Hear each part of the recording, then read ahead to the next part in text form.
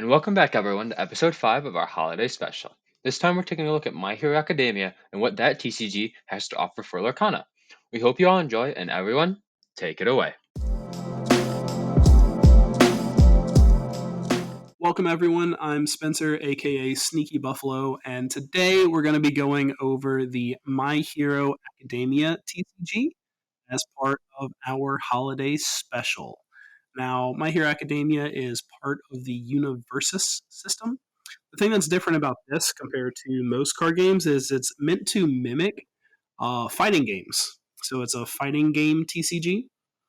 The thing about this is you start off with a character card. So if you're thinking My Hero, if you know anything about it, you might have Deku or All Might or Frot as your character card. And that is going to determine what symbols your deck can build around. And then the big thing is that rather than creatures, you're going to be playing attacks from your hand. And then your resource system they're called foundations. So they can be used as your resources or for the abilities on the card themselves. They can be used to enhance your attacks or provide debuffs to your opponent's attacks, as well as a whole bunch of other features. One of the things is that when you play a card, you will reveal the top card of your deck, and then that will have a value on it. And the difference between the card that you played and the value is how many foundations you would have to tap in order to successfully play the card. If you're not able to successfully play it, then your turn ends. As you play more cards, they become steadily more and more difficult to play. Now, technically, this is a Universus game. MHA is the first IP under Universus, but that is because its name was changed after it was bought out by Asmodee. Before it was known as the Universal Fighting System, they had other IPs like Soul Calibur and Mega Man and I think Street Fighter, not really sure, but a whole bunch of other stuff. Now, some things that I like about MHA is actually the way that the competitive format is set up, and it's broken down as follows. So first off, you have your locals, just like pretty much every game. Then you have a it's competitive, but it's not tied into the overall competitive ranking system, which are your provisional showdowns. And the rewards for that is mostly one, just the experience, but the primary thing is for promotional materials, so promo cards and things of that nature. Now, the other couple of things that they have is the actual competitive ladder, which starts with your regional license exams and your Pro Hero Nationals, both of which do not require an invite to attend. You simply go and then compete. Regionals aren't super important, but they can give you points towards getting into Worlds. Whereas Nationals, if you top a Nationals, then you're automatically invited to Worlds. As far as the Worlds goes, it's called the Hero League Championship. The first one, I don't think it's happened yet. Maybe it did. Not really sure. It's happening in or around right now. And so the ways that you can get invited to Worlds is a couple of different ways.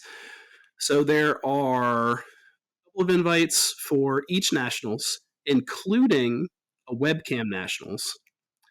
There are a couple of invites available to people that didn't make it by the Nationals, but have a certain amount of points that they've generated through playing in regionals and nationals, as well as one MVP slot, which we won't get into because that's a whole bunch of controversy right now.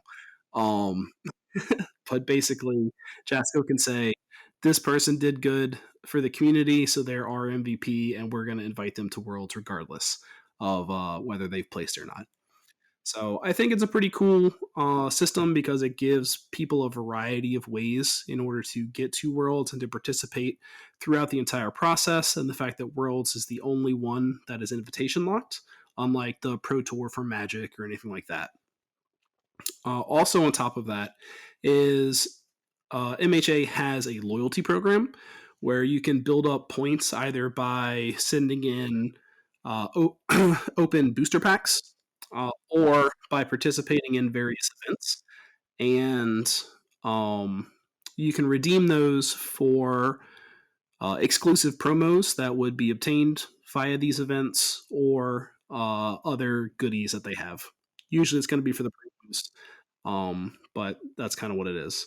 One of the things that I really like about the way that MHA has things set up is the pricing systems, and the particularly the participation or the door prizes is, in my opinion, very worth just paying the entry cost to participate in the event.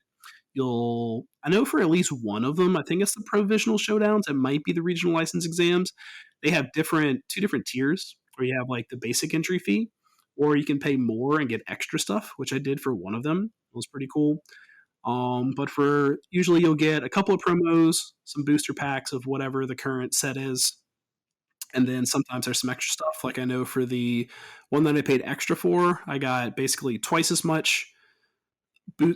booster packs, twice as many promos, and I got a exclusive playmat for that event, which was pretty cool. It was like $50 instead of $30 or something, which was totally worth because the playmat by itself would have been $20. Um, and that's pretty consistent across their event types. Uh, Once you get into the nationals and the Hero League Championship, there's cash on the line. I don't remember exactly how much, but cash on the line is great for that level of competition. The only thing I don't like primarily is the exclusive promos. So there are your plus ultra packs at locals that have a variety of promos, which are almost always staples in decks. So you either have to play a lot and hope you get lucky and play with a less than optimal deck while you're collecting them at your locals, or um, buy them with your loyalty points, which take a while to get up, and it's kind of a waste. And they're also not hollow if you do it that way, or just buy them off the secondary market, which is not cool. And then the regional license exams have exclusive character promos, which some have been really good, most have not been. But regardless, is they're exclusive promos through the regional license exams that you can only get if you participate and draw that character from whatever packs you get, and or buy it through the secondary market, which is annoying. Um, Furthermore, as far as pricing goes, for all of the levels except for locals, top 8 gets extra promos and packs, and then top 1 and 2 will get top 8 also gets a special stamped promo for whatever they're doing for that particular event, and 1 and 2 will get a uh, winner and a contender stamped respectively, as well as a winner or a contender exclusive playmat for that event.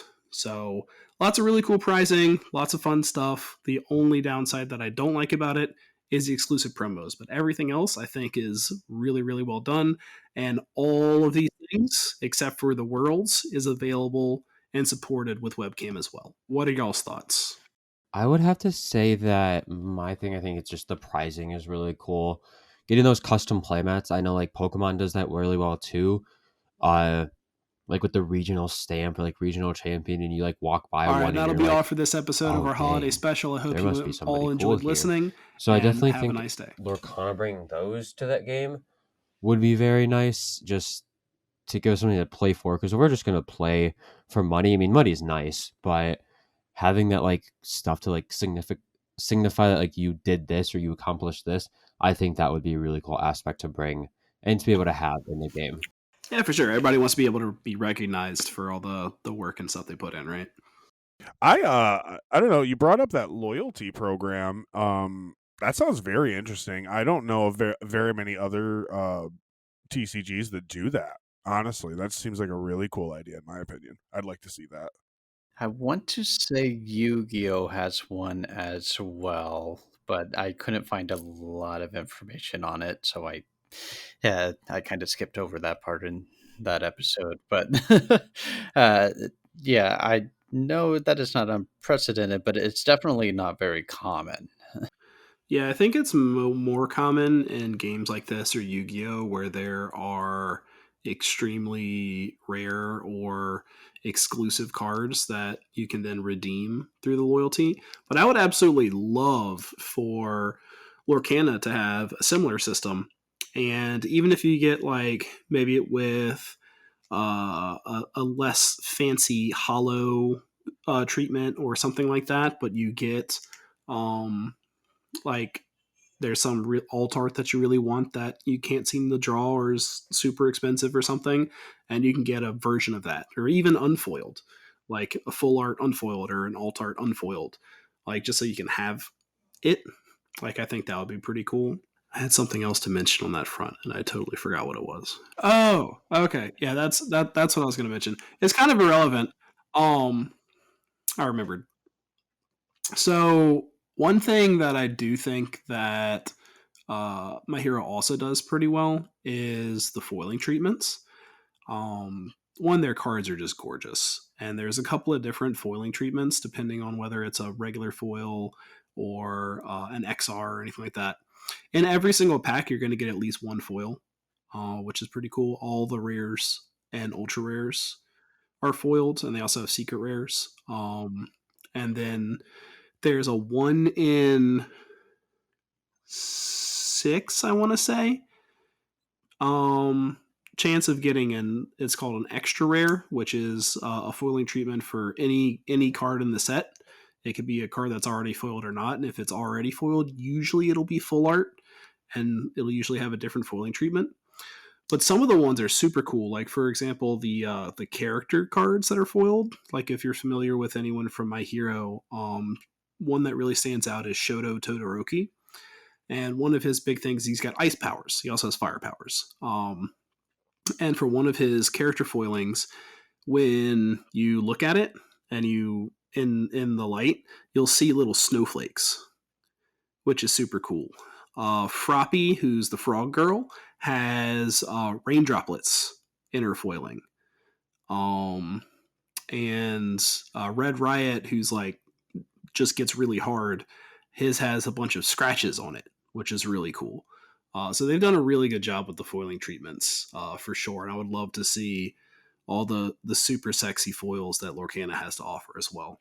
Yeah, I know there was that article with some of the developers talking about how they were in that room and they were talking about foiling with like overflowing ink and stars and different things like that. It definitely sounds like we will be getting some neat foiling options for Lorcana. Yeah, for sure. I'm just hoping that they do stuff like that where it's very thematic to the character. Because I think that'd be really cool. Like Elsa with that same snowflake foiling would be pretty sweet. Oh yeah, just having the really good foilings that are thematic like that. I agree. That's just. I think they're gonna go that route. Like Lev brought up, uh they have that like booklet of foiling treatments they were talking about, and you can imagine that's probably not all that they have access to. You know what I mean? But I think that we're in for a treat. I think that that's how they're gonna make promos, quote unquote promos, very distinct. Is either they're going to go like really heavy, really impressive foiling, maybe even etched foiling, along with perhaps full art cards, maybe both, maybe full art, full on crazy etched foil masterpieces. You know what I mean? Like that's a prize in my opinion. Like that's something to shoot for, to earn, to play for. You know what I mean? Yeah, well, I mean, have you seen the latest Magic set with the 9 different versions of the one card? No, I have not actually. Check it out. It's been all over the internet, but it's like I don't know the name of the card. I don't really follow Magic like that. But there's like 9 different versions of this one card that's coming out, and like people are just like it's ridiculous, and that's the big conversation.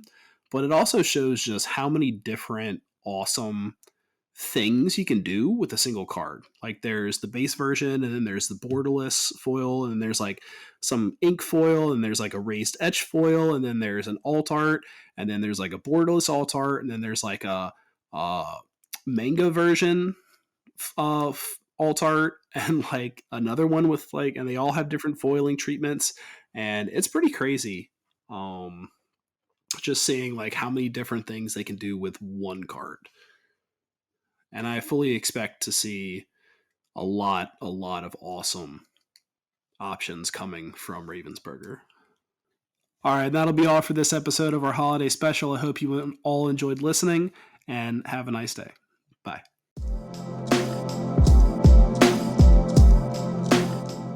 Thanks for listening, everyone. We hope you all enjoyed that, and we can't wait for you to listen to our finale tomorrow, where we talk about digital TCGs. But for now, thanks, and glimmer on.